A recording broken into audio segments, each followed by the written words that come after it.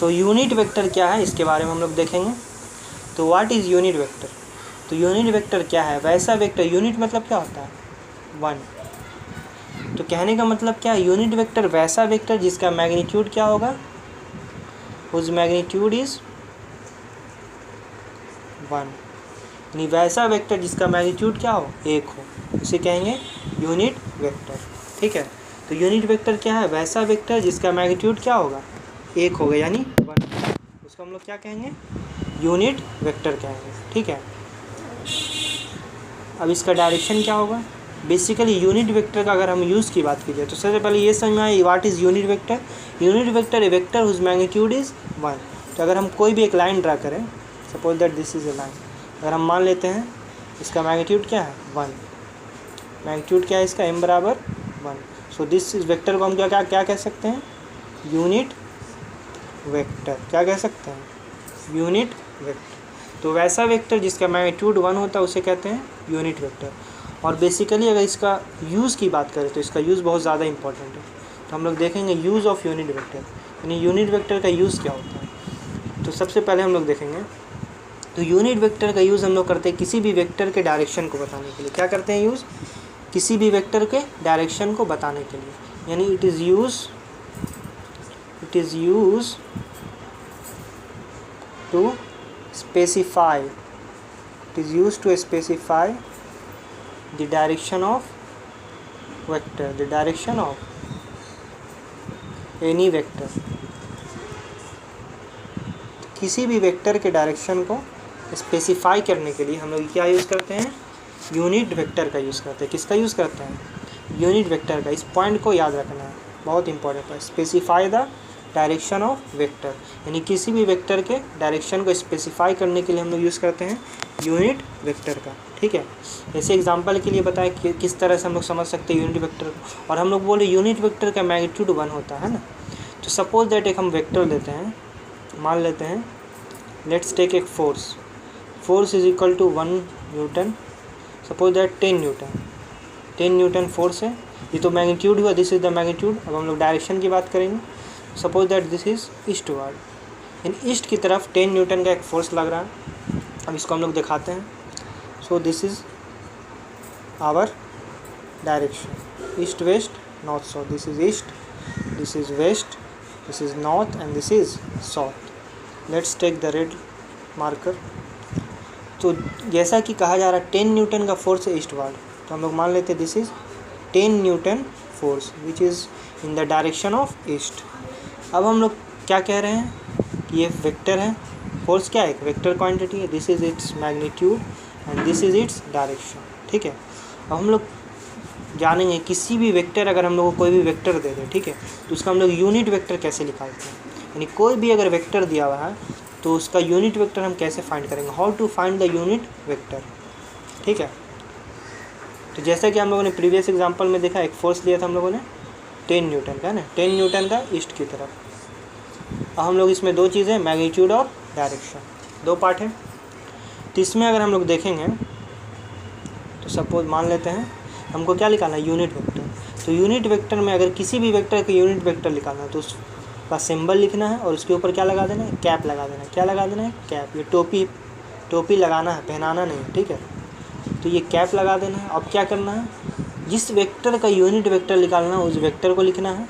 क्या लिखना है? उस वेक्टर को। और उसी वेक्टर को उसी वेक्टर के मैग्नीट्यूड से, मैग्नीट्यूड मतलब मॉडुलस, यानी वेक्टर का मैग्नीट्यूड क्या होता है? उस वेक्टर का मॉड होता है, यानी मॉडुलस।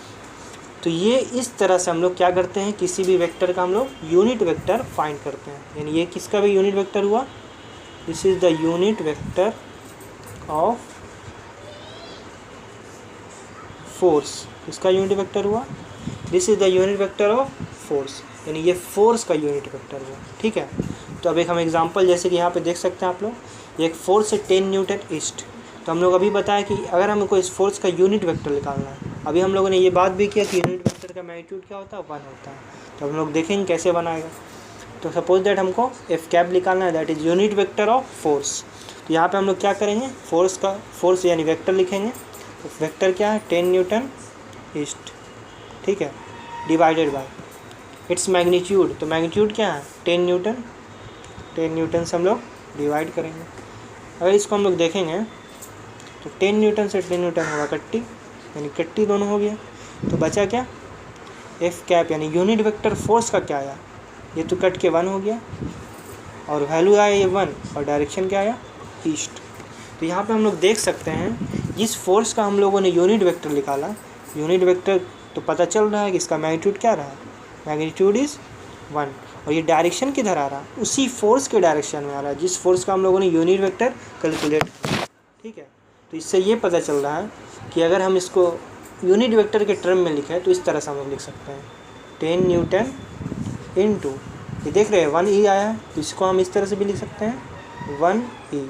तो ये पूरा चीज़ क्या आ रहा है, ये पूरा एक क्या है यूनिट वेक्टर है। ठीक है, तो इससे ये पता चला किसी भी वेक्टर के डायरेक्शन को स्पेसिफाई करने के हम लोग क्या यूज़ करते हैं, यूनिट वेक्टर का। भी हम लोगों ने देखा, पहले हम लोगों ने फोर्स का यूनिट वेक्टर कैलकुलेट करा और फोर्स को हम लोगों ने यूनिट वेक्टर के टर्म में लिख के देखा। इससे हम लोग को ये समझ में आया कि किसी भी वेक्टर को के अंदर यूनिट वेक्टर छुपा हुआ है ना।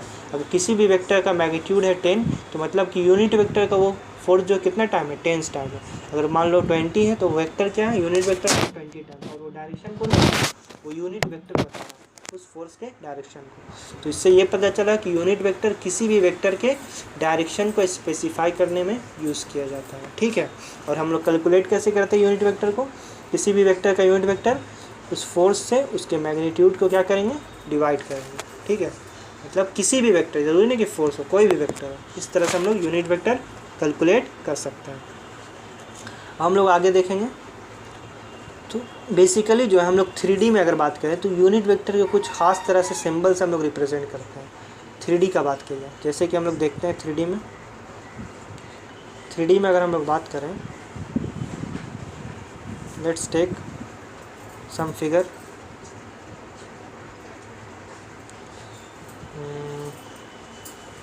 Suppose that this is a square, let's take another,